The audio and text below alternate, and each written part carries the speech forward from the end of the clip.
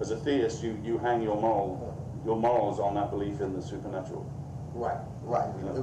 For the most part. You don't think an atheist has anything to believe in? No, I just want to figure out how do atheists get their morals. Like, because I guess what Mike's saying is through history, you know, we basically get our morals from reading this book and saying, hey, I know this is wrong because of this. And you know, and that's basically how we round box how we live. Like the same how you're saying with your kids, they have a forgiven where did you get that forgiven bone from? Well, I believe that we're taught morals by the pastor or the priest, but we certainly don't get it from the Bible, because the pastor or priest, they will only quote certain scriptures. You will never hear the story of God killing the firstborns of Egypt. You will never hear all the horrible things of God creating man and then deciding on a whim to destroy it again, and then creating it again. And you never hear all the terrible things. You only hear the good things, but that's only because the priest and the pastor, they want to teach good ethical morals. And I think it's because what you're seeing there is a sense of secular ethics that comes from human nature, which is more demanding than the religious ethics, which are it's a very low bar for ethics. Yes. And so you're seeing a filter being applied where people don't want to talk about some of the horrible things that religious ethics seem to allow, at least for God. And for me, I guess I want to say that's almost like someone saying that you hate God. And because, like I said, 7 years of my life I was in a Catholic school. I was taught the story of Sodom and Gomorrah. Yeah, I was taught the story of Noah. I was taught the story of Moses. I was taught the story of the firstborns being killed. And so those things and all the bad things in the Bible, because a lot of people would like to say that everything in the Bible is all butterflies and good, and it's not. But religious people know that. Why do you think your God is good then? I mean, your God is a genocidal maniac. Why do you claim that this is a basis of morality? I can answer that because I believe that we know mankind is still carrying that truth inside. You know, we are not. I don't want to call it a truth. Mankind believes that God is good, and He is, in my eyesight, completely good, and there's nothing inside of Him, I believe, that would do any of those things. Now, we know that people tend to interpret things how they want to, and you have to give a certain amount of margin to human error. Do you think it's innate for humans to be benevolent or violent? Or balanced? I think humanity can go from the extreme terrible, like the Holocaust, for instance, to extreme good. Like, so can you say humans are naturally selfish also? So what would keep this from becoming popular culture, overwhelming our society? Because we have to survive as a group.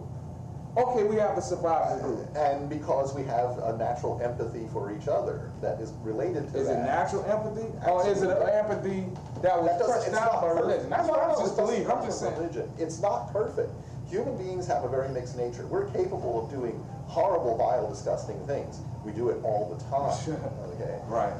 And in any large group of people, there are some people that behave better, we might say more socially, okay? Because that's really what we're talking about.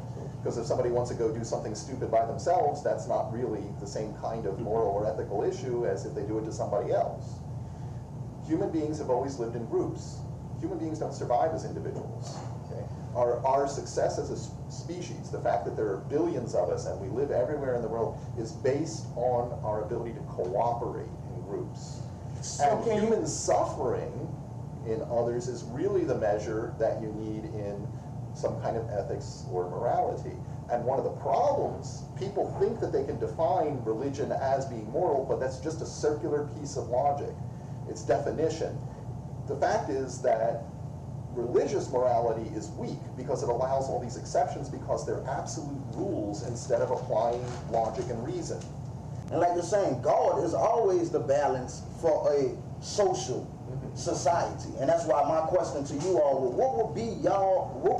what is the atheistic moral value? What you're suggesting is completely untenable. What you're suggesting is somehow that religion is a force for social progress instead of a stumbling block to it, and that doesn't make any sense at all. Religion is a conservative force that tends to support the status quo, and I mean the whole history of Christianity in the development of science in Western civilization has been to stand in the way of progress. So to say that Aborigines are maintaining an ancient way of life because they haven't heard a certain religion is just not a supportable, not a logical position to take.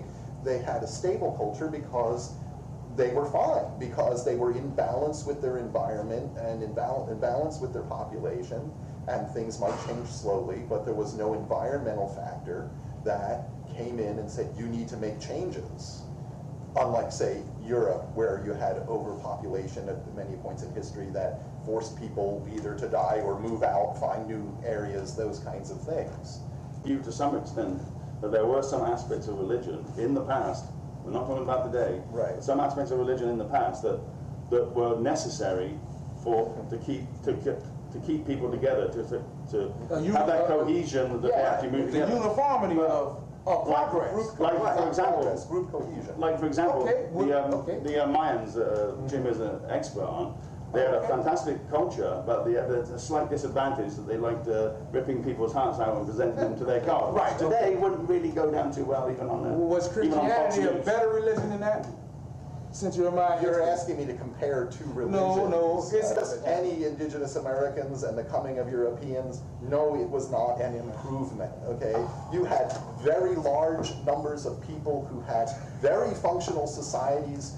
Were they perfect? No. Did they have violence? They had many good things and many bad things like any other human population. But Europeans came, they brought their Christianity, and hundreds of thousands and millions of people died. Their social structures were totally disrupted. They burnt people at the stake who weren't willing to be converted. They destroyed the system of elite. They took people's lands. How is this a good thing? Is this a direct result of religion? Why is it human nature? It's not human nature. It's the nature of humans as one society dominating another, which is not all a question of religion, but religion had a role to play in that as part of the European culture that came and committed these horribly destructive acts. But wouldn't you think a religion that says love thy neighbor, would that be an improvement to the social structure? I think that is a huge